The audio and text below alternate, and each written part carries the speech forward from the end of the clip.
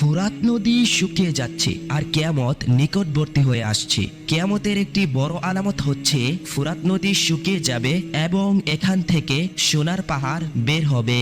রাসূলুল্লাহ সাল্লাল্লাহু আলাইহি ওয়াসাল্লাম বলেছেন, সে পর্যন্ত কিয়ামত সংঘটিত হবে না যতক্ষণ না ফুরাত নদী থেকে সোনার পাহাড় বের হবে। আর এই সোনার পাহাড়কে কেন্দ্র করে মানুষ যুদ্ধ করবে এবং প্রতি 100 জনে 99 জন মানুষ মারা যাবে। এই 100 জন মানুষের মধ্যে যে একজন বেঁচে যাবে সে মনে করবে মনে হয় আমি শুধুমাত্র একাই বেঁচে আছি। রাসূলুল্লাহ সাল্লাল্লাহু আলাইহি ওয়াসাল্লাম বলেন, ফুরাত নদী থেকে যখন স্বর্ণের পাহাড় বের হবে সে সময় যে ব্যক্তি সেখানে উপস্থিত থাকবে সে যেন তা থেকে কোনো কিছু গ্রহণ না করে। আর এই ফুরাত নদীর পানি 1999 সাল থেকে শুকাতে শুরু করেছে। যে এক সময়ে ফুরাত নদীর পানির গভীরতা এত পরিমাণে ছিল সেই গভীরতার পানি আজ কমতে কমতে শুকিয়ে প্রায় শেষের পথে।